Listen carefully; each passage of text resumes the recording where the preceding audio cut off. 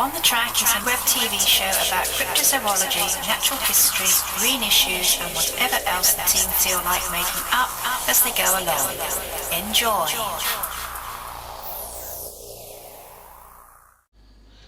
Ken, have we got any special guests this week? Oh, we certainly have. Have we got a special guest for you? We have got Bishop Isidore of Seville, and he is going to be talking all about unclean giants.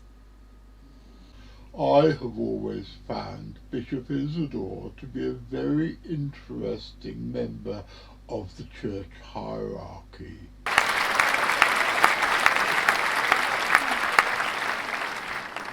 I really like the old credits.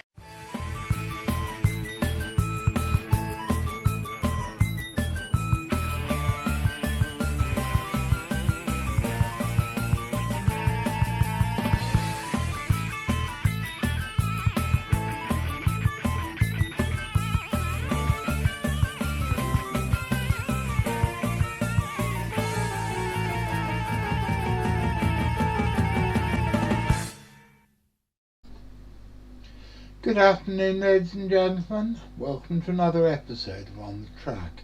My name's John Downs. I'm the director of the Centre for Fortean Zoology, and every Saturday afternoon, and then again on Wednesday evenings, I bring you a regular potpourri of hard science, weird shit, and surreality, and all sorts of other crap that I make up as I go along. As I promised last episode, here again is my old friend Dr Darren Naish, and we're continuing with our discussion, rising again from the question of the survival of dinosaurs after the KT extinction event 65 million years ago, or whenever it was. Enjoy. I was interested to talk about giant turtles because the Nile softshell, which I don't know if it's still Trionyx niloticus, but the Nile softshell is supposed to reach a maximum length of about 5 feet. But none other than Gerald Durrell, in his first book, talks about visiting a fishing village just round the corner from Mamfi Pool, which is supposed to be one of the haunts of a West African river monster for ages, and finding a harpooned Nile softshell turtle that was dying and was over 6 foot in length. And I think Gerald Durrell was one of the people, I think you can accept his testimony, and if you can get up to 6 foot in length, maybe you can get larger. I'm not talking about 20 foot in length, but I think if you were to see the humped domed shell of a softshell turtle that was maybe 9 foot in length, 10 foot even, that's a pretty convincing monster. Yeah, I basically agree with everything you've just said. The African softshell turtles are supposed to have a maximum length of, I think it's over 6 foot. It's over 2 meters in total length, and it's always been interesting that in the books that talk about the Mokele Mbembe as a supposed sauropod dinosaur, they also say that alongside the Mokele Mbembe there are these exceptionally big softshell turtles, sometimes living in the same lakes. There is a local name for these giant softshell turtles. I think it's Ndendeki or something along those lines. So part of my thinking has been, when you have cryptozoologists claiming sightings of a smooth rounded back and a longish neck on a water creature, it's like, wait a minute, you guys are saying that there are giant softshell turtles living in these lakes anyway. What you've described doesn't sound like a sauropod dinosaur at all. It sounds more like a giant turtle. We know these giant turtles exist. We know they get to large size. We actually have many specimens of them that are, well, as we've both said, at least 6 foot long and maybe a bit bigger. So seeing a 6 foot long animal in the water is not difficult to imagine that that's even somewhat larger, approaching maybe 10 foot, maybe 3 meters, when you imagine the long neck stretched out. some accompanying disturbance in the water. So I do think that these giant soft shells could be a explanation for at least some Mokele Mbembe sightings. Having said that, one of my take homes on the subject is that there aren't really any good Mokele Mbembe sightings anyway. It is mostly a kind of social, a socio-cultural idea. The idea that these creatures exist is now embedded within our culture and also within that of the various Congolese people who are constantly visited by Europeans and Americans, who are always asking, tell us more about this creature that you know about. So people may be seeing particularly big turtles, but they may not. They may not be a real world explanation for these accounts. One of the things that I don't know has ever come into the literature, but it's something that's only just occurred to me while we've been talking. I've kept 3 species of softshell turtle during my lifetime, and occasionally, if a softshell turtle is ill, it starts to get bloated, and it doesn't have a shell like most turtles. It has skin, and if it is ill, it quite often can get over this, but its skin will stretch and you'll have a sort of domed back, basically because it's been filled with gas. And if that can happen on an 18-inch softshell turtle kept in a fish tank, I am not at all surprised to find out that people are seeing this in a lake where we know there are bloody great turtles, that some of them have big domed shells rather than the flat skin ones. That's a really interesting idea. There's actually quite a few unusual water monster accounts that could be explained by aberrant, damaged or injured turtles. As you know, you did actually have an individual, a snapping turtle that you used to keep here that had like an unusual deformed shell. Shell deformities are really common in turtles of all kinds due to dietary deficiencies and injuries that they receive during their life, and this can result in them having strange humpback shapes or serrated shapes or saddle-like shapes even. And I am talking here about amphibious turtles, not land-dwelling tortoises. So it's been suggested on quite a few occasions that various unusual water creatures seen all around the world could have been turtles with malformed shells. So I think that's a really nice idea. Whether it actually not nice for the turtles, I feel sorry for them, but whether a giant softshell turtle with a bloated shell needs to be taken into account as a possible explanation for some Mokele Mbembe sightings, I would like to take that on board as another explanation. But I don't know whether there are any specific eyewitness accounts that match that. I don't think there are off the top of my head. But yeah, interesting. It still certainly makes more sense than surviving giant dinosaurs.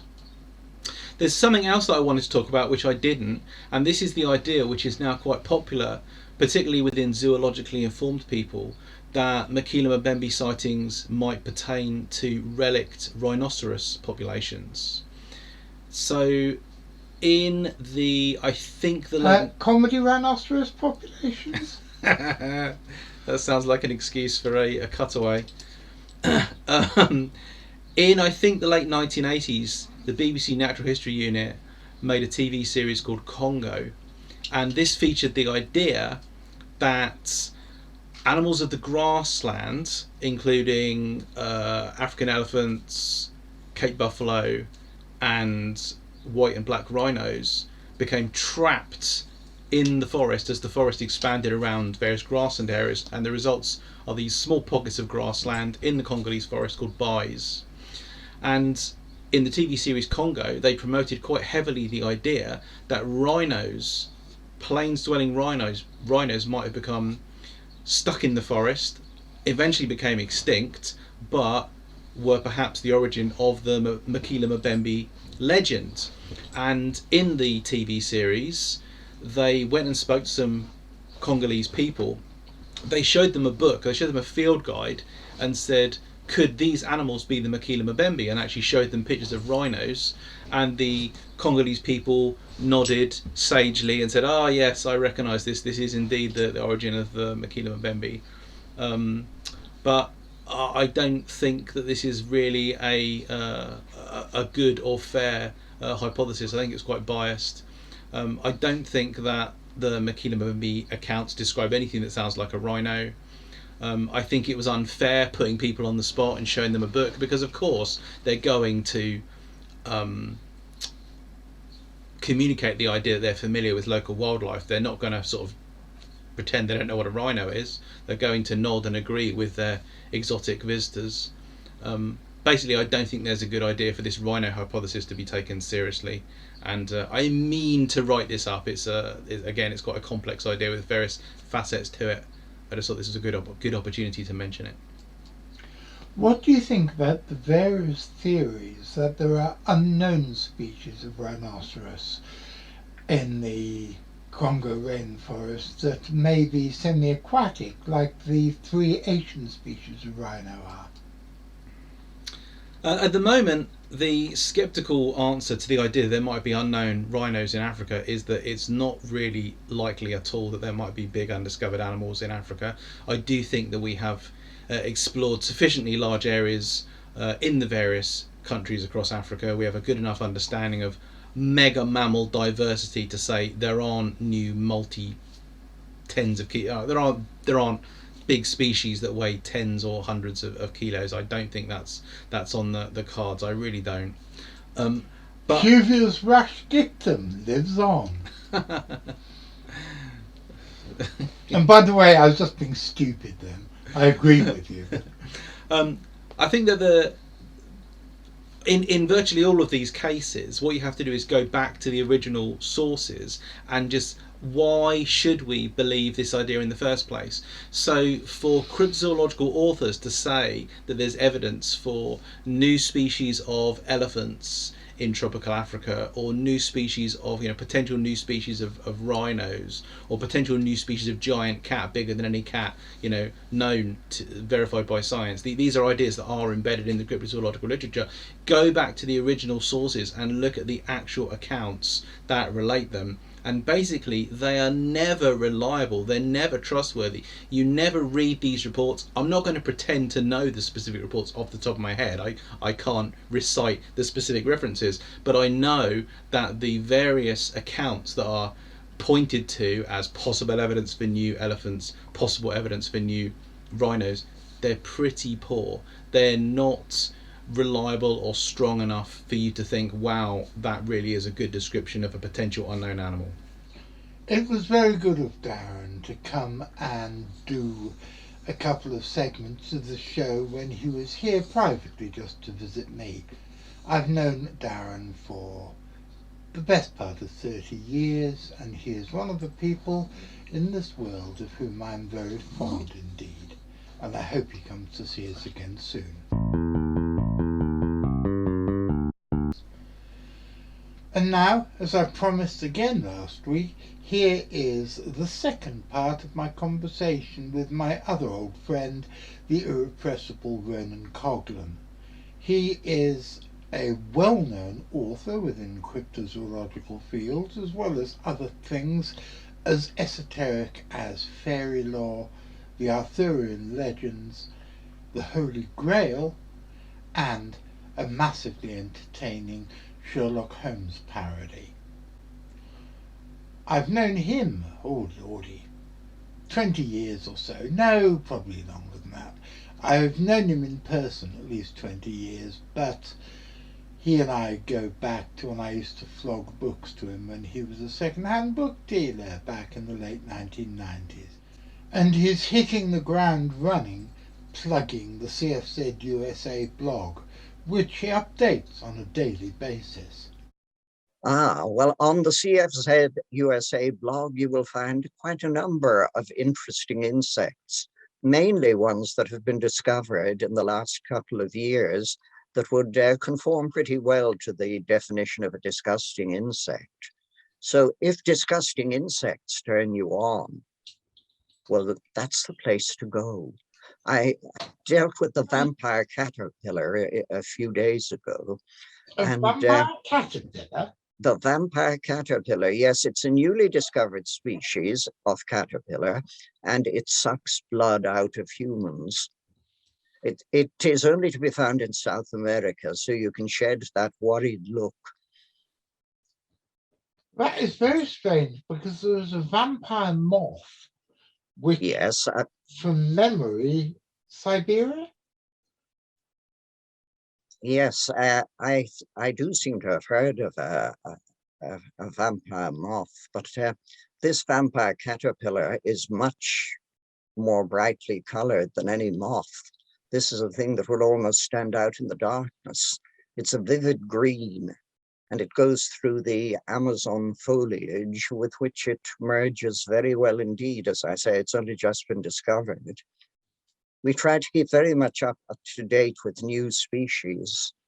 What With does it turn into? Sorry? What does it turn into? Because caterpillars always grow into... That is so, yes.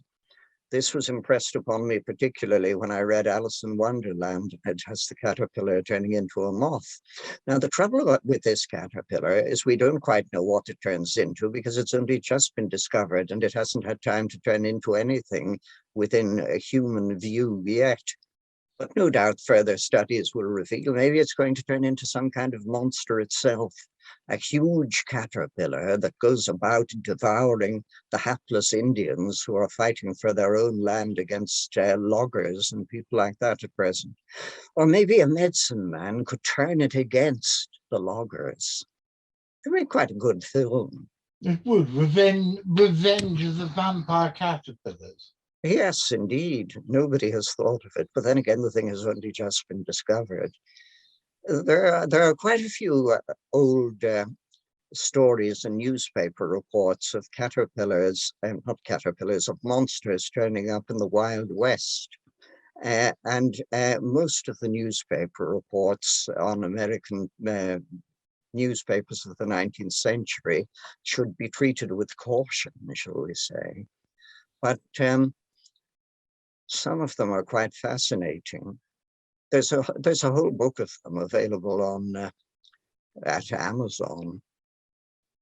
Monsters and Cowboys, I think it's called, from memory. Oh, I'll check that out. What do you think? Because I think the most classic 19th century American mystery animal, anyway, from the newspaper, is Jacko. Well, Jacko, most cryptozoologists dismiss him as a hoax. You mean Jacko the chimpanzee, I think? Jacko the ape or whatever. Yes, yes. Mm-hmm. Well, most people tend to dismiss that as a chimpanzee, but you never know. No zoologist ever saw him, as far as I'm aware.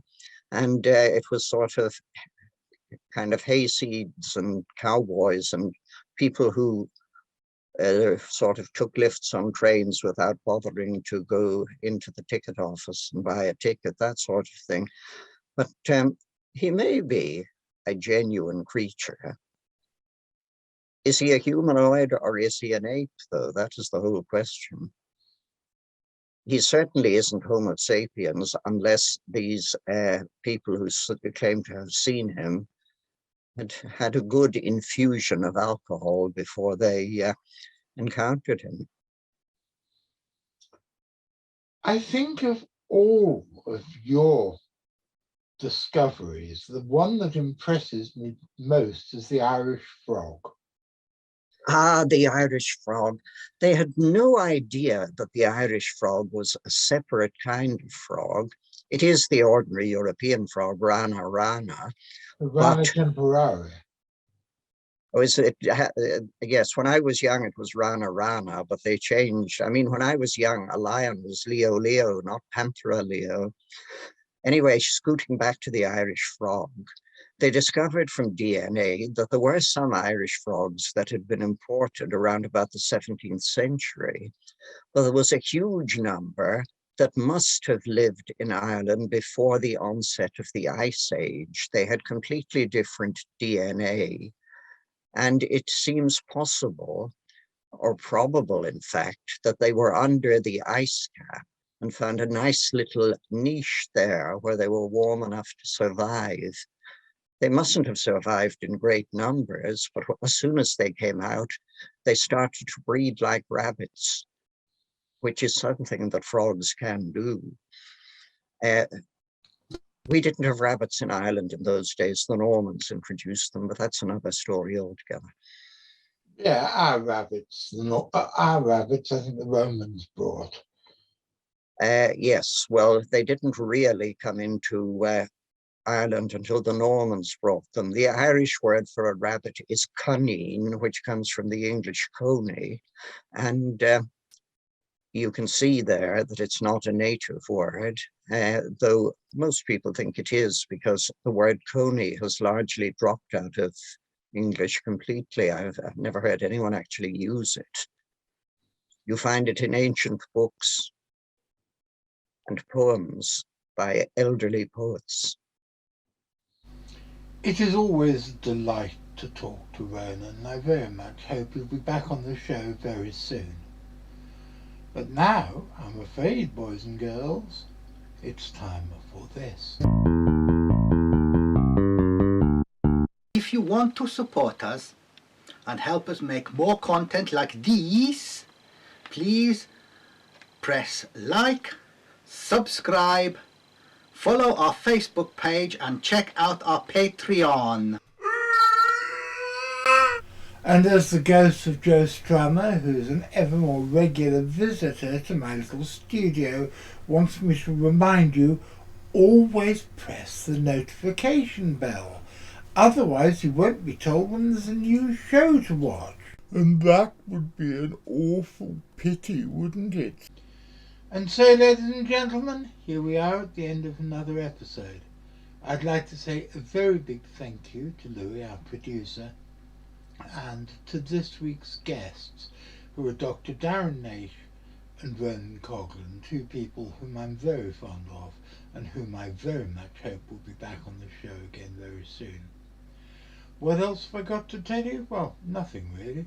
So, I'm going to be back on Wednesday. What am I going to be talking about on Wednesday? I've got no idea because I've not filmed it yet. And I'll be back next Saturday at 3 o'clock, because the most important thing ever to happen in the world on Saturday afternoons is On the Track. And what am I going to be talking about? I've got absolutely no idea. But if you come back next week, you and I will discover this together. Because if you're there watching me, I'll be seeing you.